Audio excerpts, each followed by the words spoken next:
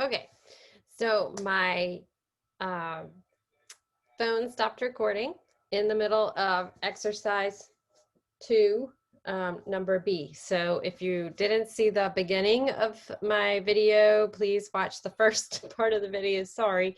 And then this is the second part where I'll finish it up.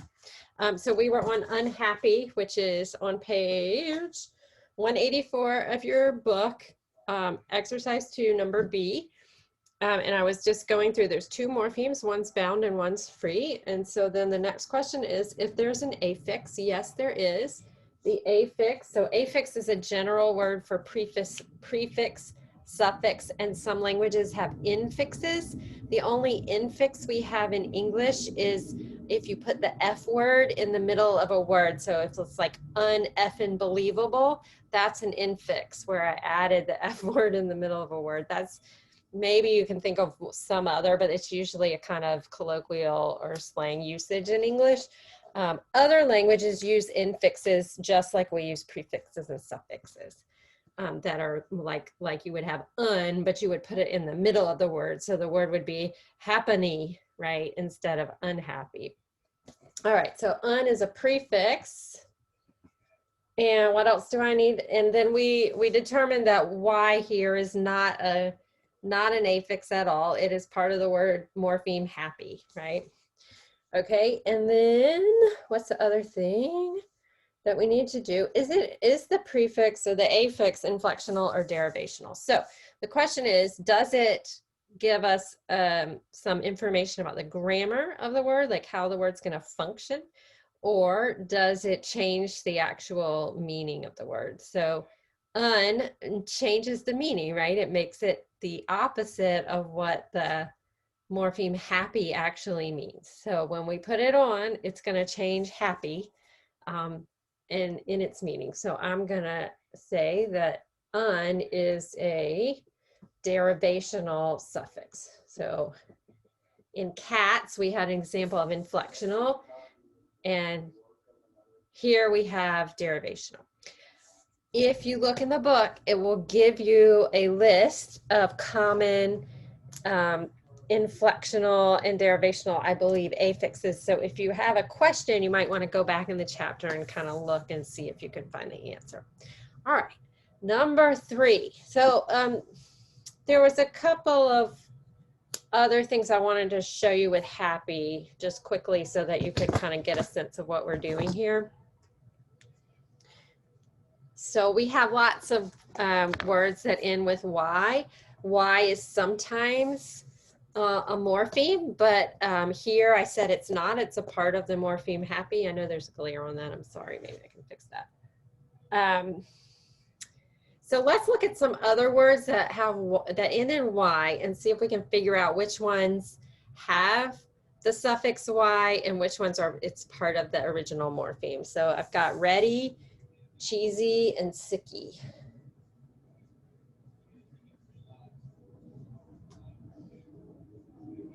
Okay. I just think of these things. So like you'll start realizing that you can notice language all around you and come up with your own examples. But if we think about what morphology does for us is it allows us to create new words. We're creating new words all the time. People make up words to mean things every day. So, but if we think about ready, right? It's like I can't take the Y off of ready and have it mean anything. So I read, R-E-A-D, like that, except if in the sense of being ready for something, right, doesn't mean anything. It's not related to the verb to read. And so it has to have the Y on it for this morpheme to have the meaning that it does. I can't take that off. It's not a suffix. But cheesy is, right? So cheesy, if I take the Y off, then what I have is a process of word formation where cheese gets a Y added to it and it becomes an adjective. So it's a derivational suffix that makes the noun an adjective. And that's what Y does, the ending Y does in a lot of cases. And so I remember in grad school one time someone gave the example sicky because their friend had written them a text or email It's probably before time of texting, and said, oh, I'm feeling sicky today. It's not a common adjective. It's not something that we say very frequently, I think. Maybe some people do, I don't know. But it seemed like something that that person had just come up with, and had taken this rule in English, right, that we can add the suffix y to an adjective, and make it seem like more adjective-y, right? So like, actually this example is a noun plus y becomes an adjective, and this one an adjective plus y becomes even more of an adjective, right? So it's for emphasis. So we could think of other examples like this, but it's not that the y at the end of the word is always a suffix, and then in different cases it attaches to different things. Okay. Okay, let's go on to number 3. So these are bigger words. These are your expensive words. So I have the word comfortable. And again, we're going to break it into morphemes. So here we have this question. Can you see that? Comfortable. What are my morphemes? So what are the smallest units of meaning in this word? It seems possible that maybe at some point in our language, come and fort were 2 different morphemes. But if I separate them right now, COM has no real meaning, right? And FORT does not mean what it seems to mean in this word. So it's not a fortress or whatever. So I'm going to say that comfort is a morpheme by itself. And then able is also a morpheme. So I can't, I mean, if I try to separate AB, that means nothing to me. And LE might be a morpheme. We'll see later, maybe. Okay, so I have 2 morphemes there, comfortable. And then it also wants to know, is it free or bound? So comfort is free, it can stand on its own. Able can stand on its own, but not in this sense that it's not the same word or not the same morpheme, right? So I'm able to do something has no relation to something's comfortable, right? Okay, so we're going to say that one's bound. This one is a suffix. And it does not tell me that it is possessive or third person singular or whatever, but it does change comfort into an adjective, so it is derivational. Okay, so that's what I get for that one. And let's do one more of these. Massachusetts, let's hope I can spell it right. Massachusetts.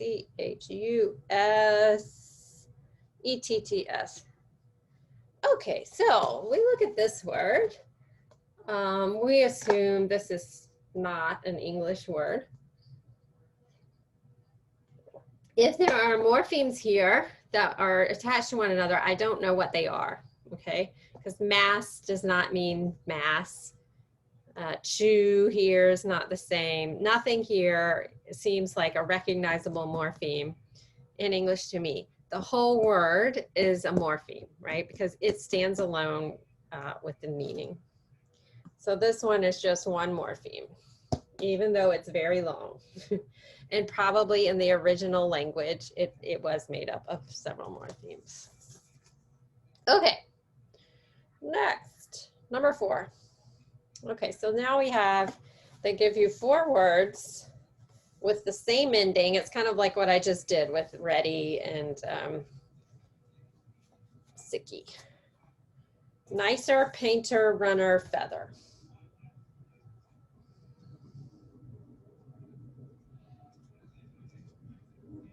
Okay, so they say that 2 of them have the same suffix. One of them has a different suffix, and one of them has no suffix.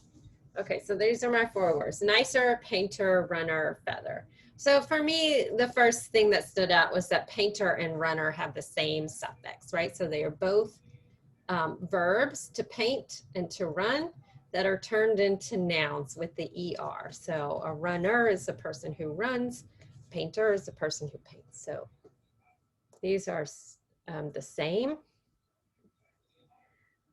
Nicer. Okay, and these are derivational, right? So they change the meaning of the word. Nicer does not change the meaning of nice. It makes it comparative. It's a comparative ending on the adjective. So nice, nicer, it's still an adjective. It just has a different degree. And so that's an inflectional suffix. It is different from the derivational one.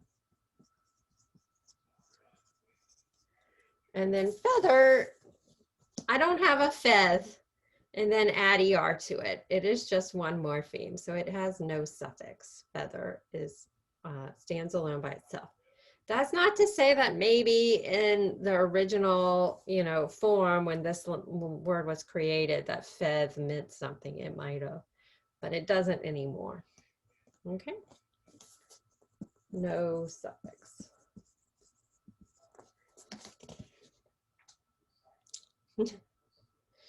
Okay. The last one is fun. I love these. They're a little bit more challenging, but a lot of you are in this class because you love language. And one of the best things about it is that you get to play around with other languages that you wouldn't necessarily ever see, read, or learn about. So that's kind of the fun part of this. Okay, last one. So you have the Bontoc language, which is a Malayo-Polynesian language spoken in the Philippines. These data show an example of derivational morphology. This is number 8, sorry. So number 8, I think is number 6, I think is pretty straightforward. You can do on your own. 8, Bontoc. All right. These data show an example of derivational morphology in which an adjectival root is turned into a verb. What type of affix is used to form the verb? Describe its placement in the word. Okay, so they're going to use the brackets because this is phonetic pronunciation. Fikas means strong, and fumikas means he's becoming strong.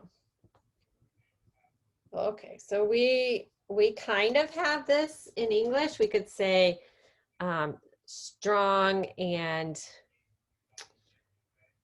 let's say bold. We do allow for this with the word bold. So like I'm bold and I was emboldened, so I became bolder, right? But we don't do this with every verb. We don't say I'm happy and I am happied. It doesn't work in English, but in this language, you can turn an adjective into a verb by adding a morpheme. Okay, that's really cool, right? All right, so fikas, fumikas. So with these examples, what you're trying to do is find a pattern in the word. So you're pretending that you're a linguist. You've never heard this language before, or you're not pretending you're a linguist, you are a linguist. And you are going to figure out what the rule is for this new language that you have found. Okay, so what I usually do is write out my list, and then I would start looking for the pattern. So what I might get is fikas, so fikas, and then I know that there's been an added affix somewhere here because the problem told me there is. So I'm just going to break it out. What do I see? So I see f plus plus ikas. And then if I try my next one, I get kilad, and then I get ka plus plus elad. Okay. Now my next one is bato. I get b plus All right, but now I've got bumiato. Do you see that? So that gives me a question because there's no letter I. There's no letter I in this word like there is here. So where's that I coming from? So I thought it was from this original word here, but it might not be. So it looks like maybe this one is like this. Ba, umi, ato, right? And then I have the same thing, fusel, f plus, I got that I again. which is pronounced E, okay, because it's phonetic transcription, it's not the Roman alphabet. So fumi plus sul. The way I'm doing this makes it look like I'm adding T's. So I'm going to take them out.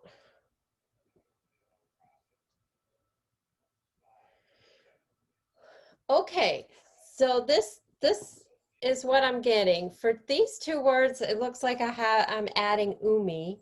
And for these two words, I thought I was adding So one question we need to answer is, do all of them add umi? Could I change this? And if so, then what is my pattern? So it does look like, I'm going to go ahead and answer it for you because you're watching the video. It does look like the E is part of the affix and gets elided or gets combined with the E that was in the original word. So what I'm actually adding in the word is umi. Now, for the problem, go ahead and write this out, okay, and say what the affix is. And then they ask you what kind of affix is it. So what they're asking is it a prefix, suffix, or infix? And where does it come in the word? So I've given you something to work with, and you just need to write out an answer to the question. All right. Let me know if you have any questions, and I look forward to seeing your homeworks.